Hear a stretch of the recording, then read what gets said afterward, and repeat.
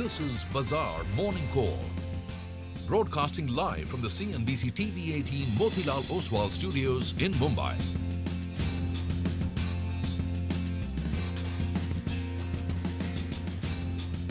Good morning. You're with us here on a fresh new edition of Bazaar Morning Call. It's a Friday morning. We are coming to you live from the CNBC TV18 Motilal Oswal studios.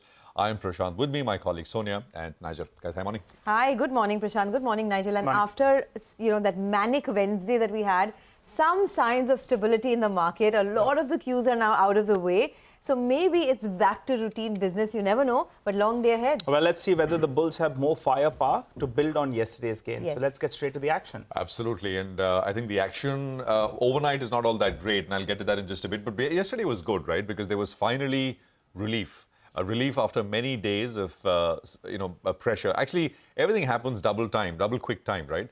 Earlier, it used to be months in the making, a correction, a distribution pattern. I mean, here we have a 14% fall on the small cap index, which basically took about a week and a half or so, a little more than that, a fortnight or so. The bulk of that 14% came in that period. But yesterday we saw relief, a sharp rebound. The small cap index bounced 3%, and that's essentially, the relief I'm talking about. The Nifty was up 140, 150 points. But that is not where really the big pressure was. The pressure was in the broader market, and there we got a decent bounce. PSUs, which had all been bashed up, etc., they also came back into the mix. Now, before I get to what to do and the setup from here, just a quick word on the US market because it's a little pronounced. You got the S&P, which was down a third, Nasdaq, which is down about 1/3%. But the big thing is the rally in US yields. The 10-year on the US bond curve is up 10 basis points. Yields are up 10 basis points, and we are back at almost about 4.3%. And consequently, you've also got strength in the dollar, which went up 0.6% to about 103.4 or so. So yields are higher, dollar is up, and of course, equities are lower as well. So what is the trigger? US PPI numbers, which is producer price index numbers, came in stronger. And at the same time, you had weekly jobless claims, which fell. So it's basically strength in inflation, strength in the labor market, which is what these two data points are showing. At the same time, you had retail sales, which came in weaker, and that's basically pointing to a slower consumption.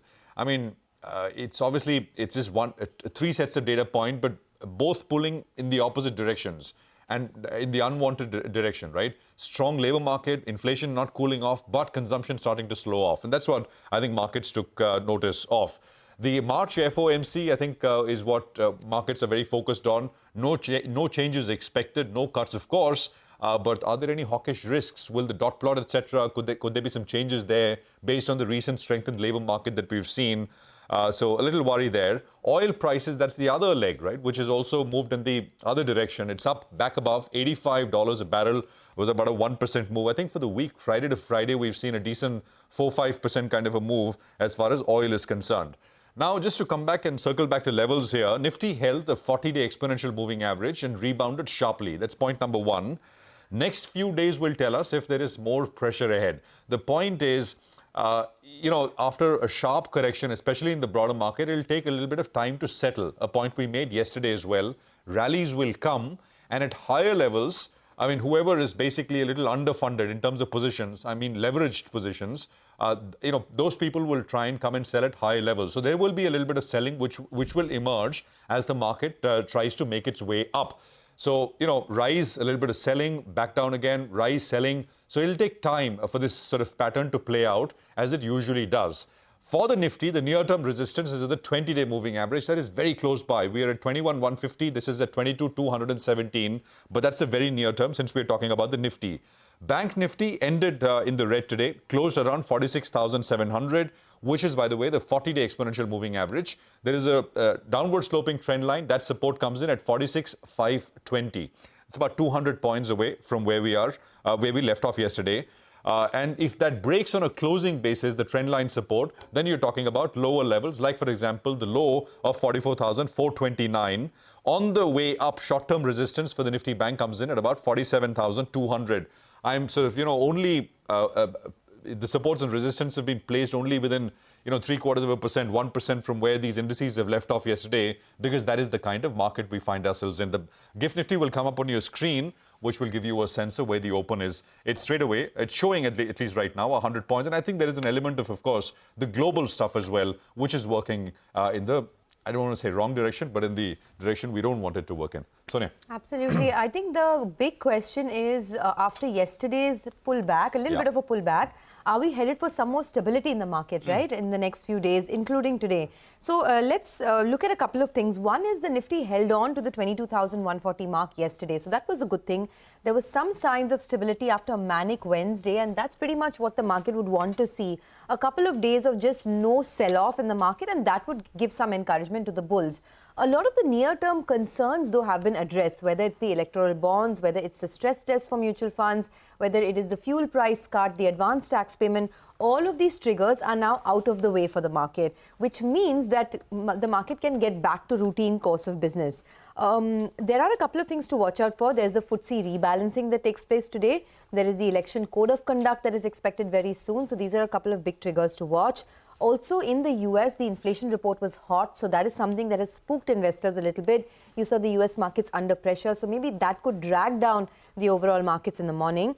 The Fed fund futures is now pricing in a 99% chance of the Fed keeping interest rates unchanged in the next policy. There's no movement on rates that's expected in the next policy from the Fed. But a couple of data points that I'm watching out for. There's the consumer sentiment data, there's the import prices data, there's the industrial production data from the US markets. But for our own markets, I won't be surprised if there is intraday volatility for sure, given that we have weak global cues as well as, the Nifty implied opening is under pressure. But the important bit is, after that big sell-off that we saw on Wednesday, yesterday some stability returned. So maybe, the market is attempting a recovery. Well, that's right, Sonia. Actually, this morning, the problem is the troika is not in our favor. Whether you're looking at the 10-year yields, whether you're looking at the dollar index, or even Brent crude prices, all three of those factors are not in our favor. But for the highlights of the day, well, yesterday we went ahead, we defended the 50 DMA, but the 20 DMA remained elusive. The next part is that, the FIs, they added shots on index futures. And does the broader market have enough in it to build on to yesterday's gains? Because clearly yesterday, that was the most beautiful spot of the market. The number of stocks advancing in comparison to the number of stocks declining, well, that was in the ratio of close to 5 stocks in comparison to 1 stock that was declining, which was a big U-turn from the previous trading session as well. So good going on that front. What did the FIs do? Well, they added close to 11,000 short contracts. Second day running, they added close to 11,000 short contracts. And yesterday, they added 2 shorts for every 1 long position. And that's what takes the short positioning in the last 2 days from around 30,000 contracts. Now they're net short with close to around 50,000 contracts. I like a market where the FI is a net short. As I always say, it gives you a reason to believe that could be a short covering bounce at some point of time. But a market devoid of any kind of shorts, well, that's a bit of an issue as well. Let's run you through then the options data. And the big trigger yesterday, and the reason that I said there could be an intraday bounce, was because the PCR came to around 0.65 odd. So the call writers were feeling too happy and too comfortable. They got complacent actually. And now that PCR has moved to around 1.1 approximately. So that trigger is out of the way. There appears there's a bit of a strategy at this strike, 22,200 call as well as put. So a short straddle is what we call it. Pocketing close to 300, 350 rupees odd and bracing for that broad range of around 600 to around 700 points. On the downside, 21,850. On the upside, 22,550. So let's get the levels up for you on the screen. Yesterday, the day's high as well as the 20 DMA, they're almost in line. So the 20 DMA seems to be a bit of a resistance on the upside. On the downside though, the 50 DMA, that's a crucial support because we went there yesterday and from there we did bounce. So the 50 and the 20 DMA, that's the 2 markers you're looking at on the Nifty. On the Nifty bank as well, we are pat in the middle of the 50 as well as the 20 DMA. Yesterday, we bounced off the 50 DMA, but we couldn't conquer the 20 DMA on a closing basis. So I'll be looking at that level very, very closely. So for starters, we start off in the red. Let's see if that intraday dip gets bought into. But the line in the sand is the 50 DMA on the downside, on the upside, the 20 DMA. But more than the indices, the broader markets is something that you'll be focusing on very closely. No, absolutely, Nigel, and we'll keep an eye out on some of this stuff as you highlighted. But